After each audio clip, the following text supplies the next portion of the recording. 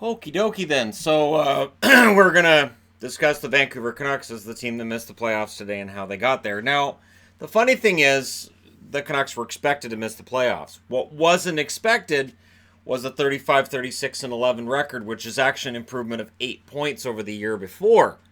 So if they had another incremental 8-point improvement this coming season, I think Canuck fans would take it. But it could be more. And we'll get into that. Now, there are 4 Vancouver logos on the board because we don't know what they're going to wear this coming fall. We know this jersey is gone. And I know a lot of people want the word mark gone, but there are people who want the skate back. There are people who want to see a stick and rink or the modernized stick and rink, something brand new. Some people want Johnny Canuck. And I put the Vancouver Millionaires logo on there because why not? You know what? Yeah, we'll go ahead and do that too.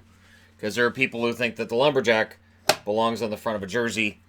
I don't. I think it's okay as like a third, as like an alternate, but it's too close to the Vachon logo. And I know people are going to say, what's the Vachon logo? You go look up the Vachon logo.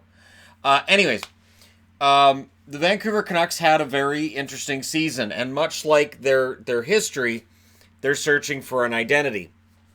They may have found it with Pettersson. The interesting thing is, goals for, they were 25th this year and they were 20th in goals against. Both of those need to improve. But they were 26th in both categories last year. So technically they improved the year after the Sedins retired. And there was a lot of talk about after the Sedins retired, this team was just going to bottom out.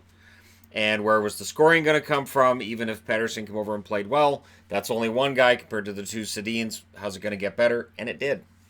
And when you look at this team and how it's built right now, the only UFAs are Edler and Shen, and all signs point to both of them staying in Vancouver right now. Things can change between now and July 1st, absolutely. The big sticking point with Edler seems to be he wants a no-movement clause, and the Canucks are not anxious to give him that. Because when Seattle comes into the league in 2021, anybody with a no-movement clause has to be protected. There is no way around it, and if Edler wants that, that may very well mean he ends up leaving the team. But we'll see. Luke Shen played very well after being called up late in the season. He was a steal.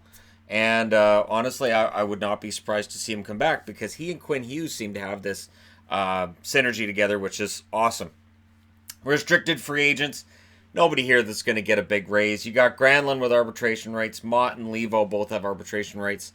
While I've said thanks Toronto for Levo many, many times in review videos this year, Levo's not going to get a huge raise. Brock Besser will. And what Jim Benning does with the Besser contract could decide whether or not Benning is still the GM 3 years from now. If he can get Besser on a good contract, it means that when we hit, not cap hell, because I don't think cap hell is going to be a problem for Vancouver anytime soon, but when we hit a situation where somebody may have to go, Besser being on a reasonably priced contract may make that pain a little bit easier to take.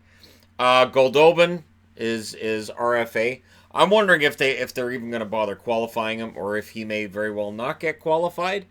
A restricted free agent, you still have the rights to that player after July 1st.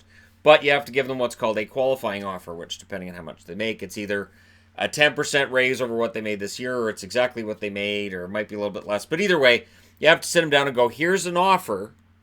Player doesn't have to take it. A player can say, I'm not taking that offer. But by putting down the offer, you retain the rights to that player after July 1st. If you look at a player and go, well, we're not making him an offer, he's gone July 1st. His rights can go anywhere.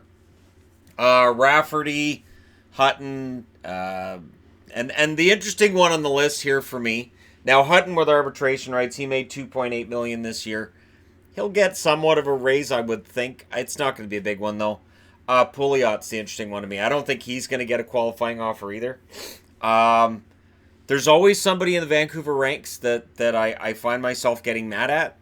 And this year it wasn't Edler. Usually it's Edler. This year really wasn't Edler. It was Pouliot. Derek Pouliot, where I was like, really, you're passing it there. That was a bold strategy. It's a shame that it went to the other team and went in the back of your net. So unintentional assists and that kind of thing for Pouliot are why I think he'll probably leave as a UFA as well. Brendan Gaunce is interesting in that I've always liked Gaunce. I like his work ethic. There's zero offense, but the work ethic is strong. I don't think he stays out as a UFA and ends up in Europe. I think if the Canucks don't qualify him and if he ends up leaving as UFA, I think he'll be a decent pickup for somebody. as a guy you call up from the minors. And I'm trying to think of like an example would be like what Kenny Agostino was up until getting that break in New Jersey. And I think for Gauntz, I think it's just the right break, and I think he can get into a regular job in the NHL. But there isn't anybody in Vancouver that's going to get a huge raise other than Besser. And right now they're at $53.4 million spent for next year, out of $83 million if that's going to be the cap. So while there's a lot of teams cheering for the cap to be as high as possible, Canucks, it doesn't really matter right now. And the weird thing is, it doesn't matter even though they've got Eriksson for $6 million for a while longer. 2022 is when that contract's set to expire. And if they buy the contract out, they really don't save any money under the cap. So it might be hard to tell Francesco Aquilini, well, we're going to buy him out and save, I think it's $2 million in cap space and pay all this money up front to buy him out. I just can't see that working. And nobody's taken that contract that I can see. Tanner Pearson at $3.75 million, which is a big part of the reason why he was available and got traded to Vancouver. He was decent in Vancouver, and I think he'll stick around through next season. Spooner at $3.1 million. He's an UFA, I should say, next summer. They might keep him around. I don't know, as a fourth liner. Maybe he gets back to being what he was in Boston before the Boston Rangers trade. It's not like he's that old or he's that far removed from being a decent third line option. He does always leave you wanting more, and I say that from watching him in Boston. Of course, Roussel and Beagle are signed through 2022 at $3 million a year, and everybody lost their minds when those contracts were signed. I think Roussel played well enough while healthy that I think that's a good contract for him. Beagle probably didn't give them what they had expected, but I'm not as angry about the contracts as some people still are. Schaller at $1.9 million. Towards the end of the year, he started playing like he did last year in Boston. Last year in Boston, he was excellent in that bottom six. There's something about the Boston Bruins and the way that they get their bottom six to play that's different from other teams, where I see a lot of guys who play really, really well in Boston's bottom six and they go elsewhere and they never seem to quite be as good. I look at Riley Nash in Columbus as an example. Now, Nash is playing well in the playoffs right now, ironically against Boston. But, Schaller's another example of that, of a guy who I thought was pretty good in the bottom six, goes elsewhere, and, maybe there's a magic in Boston you can't replicate elsewhere. But at a $1.9 million contract, they're both $30 million below the cap. It's not breaking anybody's backs, really. And Sutter's the one that still stands out to me. He signed for 2 more years at $4.38 million. That's the extension. That's the contract of all of them on the board that I had the hardest time with why Benning gave that amount of money. I like Brandon Sutter. Good face-off guy, good third-line center. But at the time they signed that contract, they envisioned him as the second-line center. And Sutter wanted to stay because he felt he could be the second-line center. And I give full marks to him for thinking I can be a second-line center. But to me, he is ideally suited to being a third-line center. And I haven't seen anything over the last couple years to tell me that he's more than a third-line guy. But again, while that $4.38 million for 2 more years is a contract nobody else will likely take, they're at $53.4 million as a team. They're fine. Markstrom is signed for 1 more year at $3.67 million. If he has a season next year like he did this year, he's going to make more money. And it's going to be interesting because they have Demko. Demko's signed for 2 more years. So Demko has 1 more year left than does Markstrom. Do you let Markstrom go as a UFA? Do you trade him? Do you rent him out at the deadline this year and give Demko the starting reins the following season and then bring in a low-priced option as a 1A, 1B or a backup? Look at Leonard with the Islanders. I think that's going to change a lot of GM's minds about how much money you want to spend on goaltenders. McElhinney in Carolina is another one. Mrazek in Carolina. These goaltenders, under the right circumstance, with the right goalie coach, can make magic. So it'll be interesting to see what they do when Markstrom's contract is about up in this following season. Horvat, of course, is the steal of the bunch at $5.5 million until 2023. That contract is absolutely fantastic. It's part of the reason the Canucks have all kinds of cap space, and I'm not all that worried about them having cap problems going forward. Where things get interesting, Pettersson, Hughes, Demko, all of them expire in 2021. All 3 of them.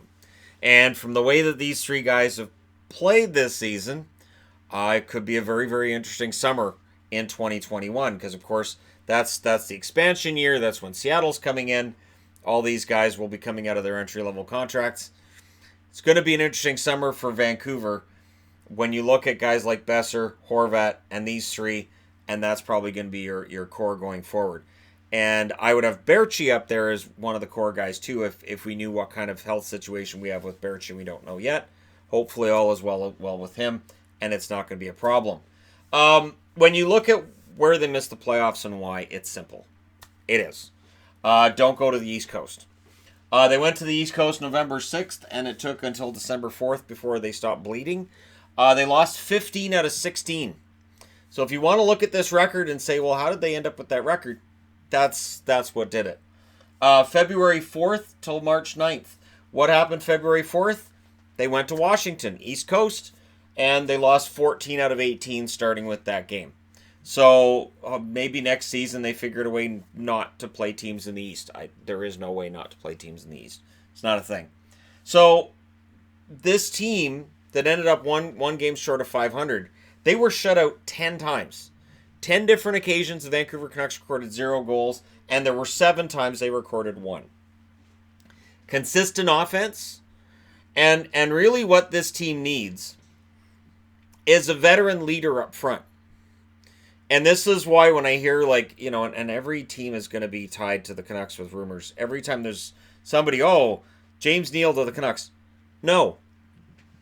What I would be interested to see would be if the Toronto Maple Leafs actually decided we're going to keep everybody together, and in order to do that, we have to sacrifice Patrick Marleau. If Patrick Marleau would fit the Canucks as a veteran leader to bring these kids along, because you ask the Maple Leafs, they'll tell you Patrick Marleau, when he's not scoring, has still been an amazing leader to guys like Matthews and Marner. Would the Canucks look at that? And that's one thing I look at this cap space and I say, they could kind of do that. It's all right if you guys are willing, and we'll throw you something, but if you sweeten it with maybe a draft pick, we'll see, right? The Canucks have not been stockpiling draft picks, which is one complaint that people have about Benning often. My issue with it is simple. As long as he drafts the right guys when they go up, they're good. And he's drafted the right guys 9 times out of 10. That 10th time, people will point to as being Ulevy. Ulevy was injured a lot this year, but when he played for Utica, he was pretty darn good. So I'm still on the fence about whether or not Ulevy's going to end up being a bust. It may very well end up being injury reasons that he doesn't make the NHL. I think back to Jan Sove, a guy who was really a promising-looking Canucks prospect until an unfortunate incident where he got hit by a car in Vancouver. Never really got back on track after that, and that was a shame. Tyler Madden, they're high on him in the Vancouver organization. Michael DiPietro means that Markstrom may very well find himself as available either at the deadline or next summer. Because if DiPietro comes along quickly, take that game he played this year and just toss it aside. Forget all about it. That was a kid who was not ready, who gets called up, and you're playing tonight. Pardon? So just forget about that game. That game doesn't matter. DiPietro, if he's ready, not this year, but next year, and can play as a backup to Thatcher Demko, that's a good low-priced goaltending tandem that potentially could end up being kind of a smart move. Or, again, like I said, they bring in somebody who's maybe not got the greatest reputation right now. Maybe somebody got a bad year, and then magic. Jet Wu, of course, on the blue line, solid defensive prospect, and there are Canuck fans who are excited about Zach McEwen. I would like to see Zach McEwen given a spot on the roster.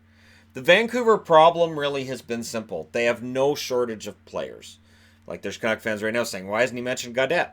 I haven't seen enough of Gaudette at the NHL level to say if he's going to be top 6, if he's going to be third line, where he's going to end up. I'm leaning towards third line, maybe even fourth at some point. But there's no shortage of players. It's a question of whether or not the player personnel is strong enough for them to take that next step. And where Jim Benning's going to decide if he's going to be a GM for the long term for the Canucks, or if this coming season could end up being that one where the Aquilinis say, well, that's it for this guy. is to upgrade the roster. He can do it and stay well under the cap. Now, what scares me is the rumors that they're in on Gardner, the rumors that they're after free agents on July 1st. These rumors that just they don't add up with what Benning said at the end of the year.